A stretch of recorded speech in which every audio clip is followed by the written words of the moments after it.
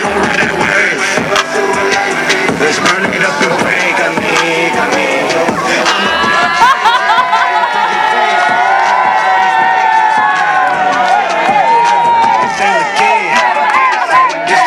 that you make a stand. You got to, it's on you. Every lie you told yourself, that knowledge is not you. You can block it out your head. Now rest in peace to all the dead. We left your name up on this mountain. Taking blood is dripping the dope. We got them bullets near the clouds up in the north of Luzon. We came from broken homes, my homies, homeless corners. We posted this music moving through your hood, and now you know where to go. Now these prisons just a witness. All the hate you do bring it, but it doesn't matter if you're poor, if you're rich and clean. What makes the difference is this village that you willing to sing of. Having the wisdom with the spirit of Whang-Od.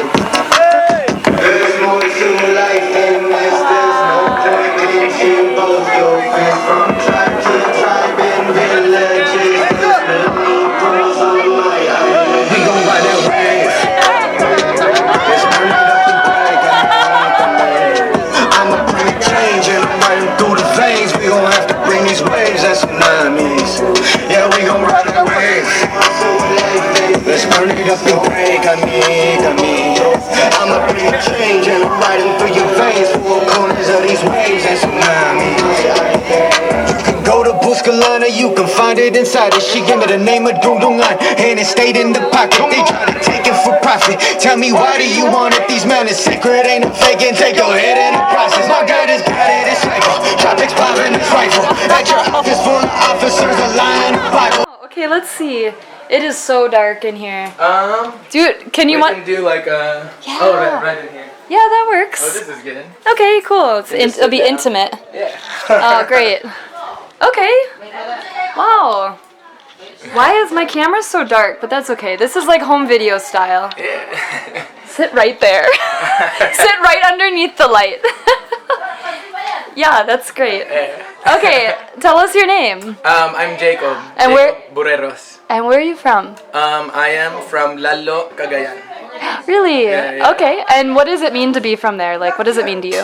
Well, my father is Cebuano, and my mom was American, and I grew up in Lalo, which is the land of the Ibanags. What's that? Ibanag is the people group who originally populated the Cagayan Valley, the Cagayan River Valley. Most of that area is now Ilocano, language-wise, but the people who live there are traditionally Ibanags, which is the native group in that area. Yeah, it's okay. Yeah. Okay, and so what does it mean to you to be a Filipino American? How does that crossover happen? Well, for me, it really... I'll see you in the next. Okay. Okay, bro. Thank you. Well, for me, I was never... I don't know. I grew up over here. I didn't move to the United States until I was 15. So I was just always an Ilocano. I grew up at an orphanage with over 150 brothers and sisters. And when I moved to America, I actually had to go to ESL class for 3 years to learn how to speak it properly. And I don't know. I've never really considered myself a Filipino American. I know my mother is American, and that I have, American in me, but I don't even consider myself Filipino. Like I'm an Ilocano. Wow. I'm from Lalo Cañonac. Wow. So how do you think that, like the Philippines in general having so many different regions, like how does that affect your sense of identity, I guess? I think that's the beauty of our identity, is the fact that our languages are so different, our backgrounds are so different. Like, these aren't dialects, these are not mutually intelligible languages. We are completely different. We have a very long and vast history of warring with each other, of raiding with each other, of trading with each other, of living and coexisting with each other. And that's what makes the Filipino identity so unique and so valuable, is the fact that even though we are such different people, we speak such different languages, we come from such different backgrounds, our values are still the exact same. The number one most important thing in life is family. It's making sure that your family is okay no matter what it takes, making sure your family is good. It's this sense of responsibility and ownership for the people who count on you, for your friends, for your kabagis, for your Kabagis, his friend? Kabagis is like this intestinal connection. Yeah, it's like this an Ilocano thing. It's like it's stronger than it's just as strong as family. Your intestines are connected. What feeds you feeds me. What makes you live makes me live, and it's universal. It doesn't matter where you're from. It doesn't matter if you're Ilonggo, Cebuano, Kapampangan, Itawis, Ibanag. If you're Agta and you speak Kadambangan, or wherever you're from, there's one thing that connects all of us, and that's the sense of responsibility towards our community and our family, and towards people who come in peace. So it doesn't matter where you are, it doesn't matter where you're from. If you come to the Philippines, it doesn't matter where you go, you will always be welcome. You will always have this sense of, if you respect us, we respect you. And the one thing you will gather from it, no matter where you are, is that family always comes first. Kids are running around everywhere. The elders are venerated and respected. And everyone gives each other a hard time, and it's hilarious. Yeah, We're all notice going that. through a hard time, and we might as well call it out, Yeah. And yeah, wow. So then you think of your family, and then you mentioned community. What is this larger sense of community outside of your family, or like within, but expanding from your family, maybe? Well, in Filipino culture, your community are basically the people who hold you down, where your livelihood comes from. We have this thing in Tagalog, it's called bayanihan, but it also exists in a lot of other cultures, where when you need your rice field plowed, your neighbors come together to plow your rice field. When you need a house built, your neighbors come together to build your house with you. And you also have that responsibility to do it for them when they call you out. And that's your immediate community, which in Filipino culture is basically your family. Yeah. You survive and you thrive because of this extended family, which is your community. When you are in need, they step up. When they are in need, you step up. And that, it's just as deep as blood. Wow. And just as important as blood. Wow. Thanks for sharing that. Yeah.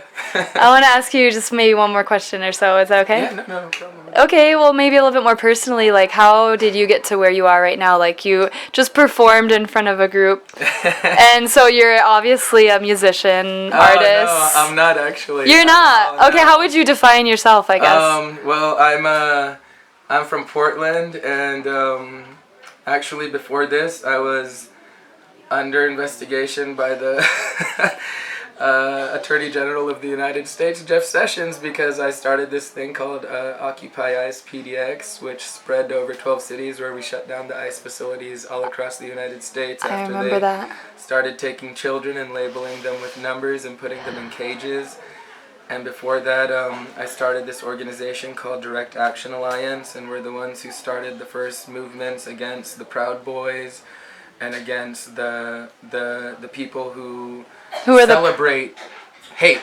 Who are the Proud Boys? Quick. They're this group that basically they're the security guard version of cops. They think they mean something. They don't. They like to intimidate people, and we stood up to them. And it also happened, they were basically just a distraction from the true issue in the United States, which is the fact that violence is something that is only for the police. If anyone else is violent, if there's any kind of violence within the community, against the police, against the state, it's so bad. But when the cops do it, it's fully accepted. They literally have a monopoly on violence, and it's what led up to the George Floyd protests. It's what led up to every single issue that we've had in the United States, is the fact that the ruling class only rules because working class people called police validate them and fight for them, and they try to distract us with all these other things. They try to distract us with social issues, with race issues, with all these things that divide us, when there's only two real things that divide us. There are the people who take advantage and exploit, and there are the people who are being taken advantage of and exploited.